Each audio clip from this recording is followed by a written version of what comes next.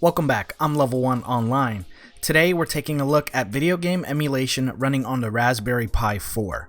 This is a 200GB DAMASO backup image running on an unofficial version of RetroPie by the Supreme team. This is built off of DAMASO's previous 128GB image. First thing I want to stress, make sure you connect the video cable to the left port. I also suggest using a heatsink and fan, as these Raspberry Pi 4 units tend to run very hot. And as always, remember to hit that thumbs up and subscribe. Okay guys, a quick rundown on how this works. This HDMI micro plug, it is very tiny, it is very finicky. What I recommend doing is plugging it in first, making sure it is plugged in all the way, and then at that point set the unit down and do not move it at all. From there, plug in your power. Make sure the unit is stationary, do not move it, because if you move it you have a chance of losing video signal. Before we dive into this image, there's a few things I want to point out in regards to changes and additions. One change DAMASO decided to do is not have bezels turned on by default. He also installed a 5:4 aspect ratio emulation station theme for any arcade 1-up modders out there. This image also includes Daphne. It is set up for 1080p. If you require a 720p solution, there is a setup script within the toolkit to change resolutions. This setup also includes OpenBOR games. DAMASO recommends having a keyboard handy to make sure you can set up your controls properly. He's also made some video adjustments to the PSP mini section, Atari 2600, and PS1 to look better on HD TVs. Also included is a better N64 game list to ensure better compatibility. Redream for Dreamcast is also installed, and I suggest having a keyboard for that as well. Additional hacks include for the NES, SNES, Genesis, and additional games for the Dreamcast, PS1, and PlayStation Portable. One more quick note, to all the arcade 1-up modders out there, you need to put the SD card back into your computer, open up a file called config.txt. Within that file, you're going to find a line of code right here, HDMI group and HDMI mode. Make sure this is set to number 2, and then this down here is set to 35. I'm going to link to a web page that has a list of every single code. So as you can see right here, code 35 equals 1280 by 1024. Alright, so switching themes is pretty easy. All you have to do is hit the start button, go right here to UI settings, go right here to theme set, and then from there you can pick whatever you want. As you can see right here where it says 5:4 at the very end, that's for the 5:4 aspect ratios, and that's what I'm currently running. The first system I want to check out is definitely the Dreamcast, so let's hop in here. Let's check out some Daytona USA. So by default, I noticed it was set to 720 by 480. If you want to adjust that, make sure you got a keyboard hooked up, hit the escape button. From here, you can use your controller, go up to the top, go to video. And then from there, you can toggle it to whatever you want. It depends on whether you have a widescreen monitor or if you have a normal 4:3 or 5:4 aspect ratio. So right now I have it set to 640 by 480. You can also toggle the aspect ratio there. Some other issues we may run into is the input.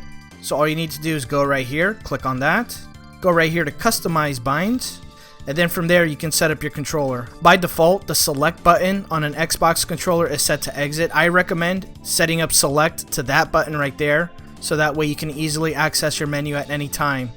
I also recommend flipping these buttons right here, the A and the B and the X and the Y. For some reason, they were not registered correctly on my controller. If you run into an issue where you get these buttons all jacked up and you cannot exit out of this menu, what I recommend doing is logging in through SSH PuTTY, username Pi, password Supreme, just do a sudo reboot.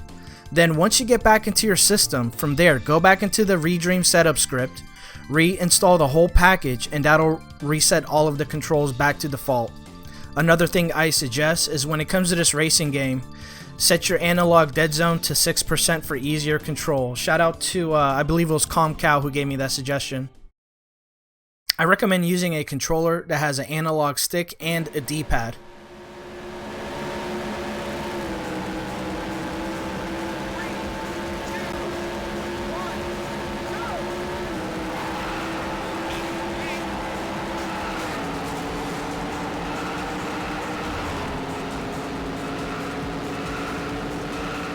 So once I finish playing, I just hit the select button to take me back to main menu, and then I hit exit.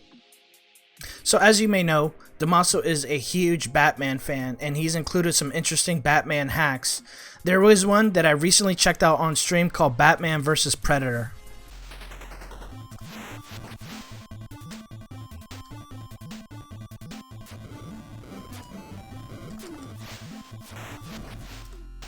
So as a reminder, to exit out of the games, it is start and select. Make sure you set up your hotkey as the select button. So a new game that I asked DAMASO about is called Samurai Shodown 6. You can find that in the Atomic Wave section.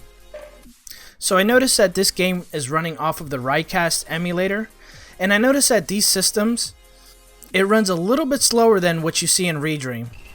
So as you can see, it is not running at 100%, but it is a cool ROM to have, and you can always download it off of the image, use it on your computer, or when we see further improvements down the line with the Raspberry Pi 4, it will be handy to have and something to use testing and benchmarks with.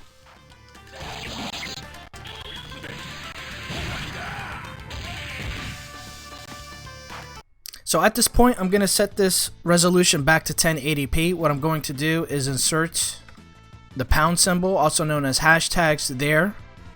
Hit Control X, yes to save it. Sudo reboot.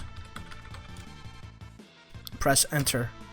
Alright, so now that is set back to 1080p, all I need to do is switch the theme. Just go right here. Let's set it back to regular Super Sweet. Let's back out. And there it is. Alright, so to load up coins in Dragon's Lair 2, you have to hit the X button on your Xbox pad, then hit the start button. Remember, be careful, do not hit the select button because that will exit you out. So just follow the directions on the screen, hit left. Left. So the sword command, it will be the B button on the Xbox controller. So once again, X is the load up coins. Start is the start.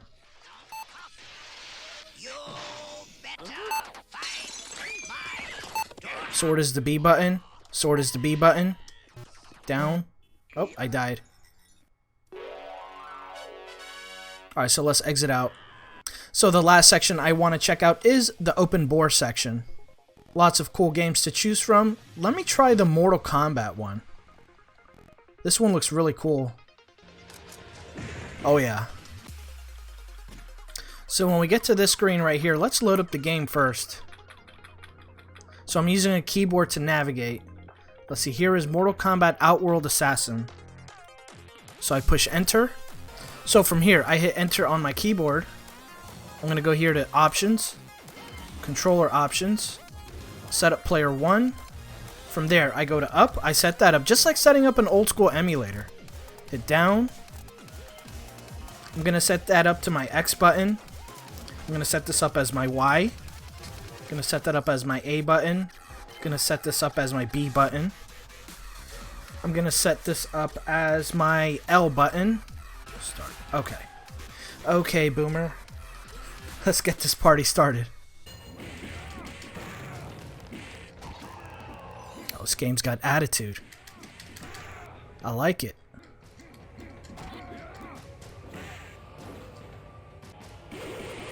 Oh, he's... I can't seem to hit this guy. Okay, he must be on my side. Maybe not.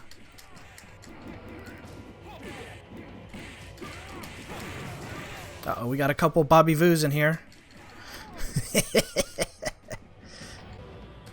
Okay, so fireball motion and attack does that. Forward, forward, and attack does that. Oh, we got something we can pick up. Nice.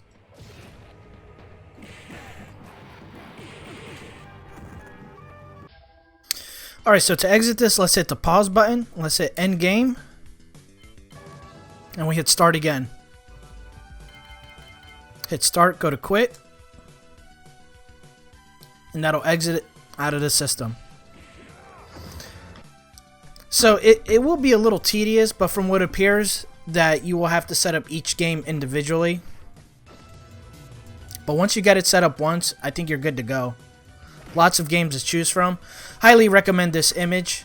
Definitely recommend upgrading this from the 128GB if you have a 200GB card available. I get this question a lot. Can I stick this on a 256? Yes, you can. It'll expand out to 256, and you can add more stuff to it to fill it up. As far as putting this on an external drive or USB thumb drive, I don't know the answer to that, so please don't ask. I'm Level 1 Online. Thanks for checking this out. I plan to play this on one of my live streams. Make sure you check out my live streams. I usually stream in the evening or sometimes late at night. All of my live streams are archived in a playlist, so make sure to check that out as well. You guys take care.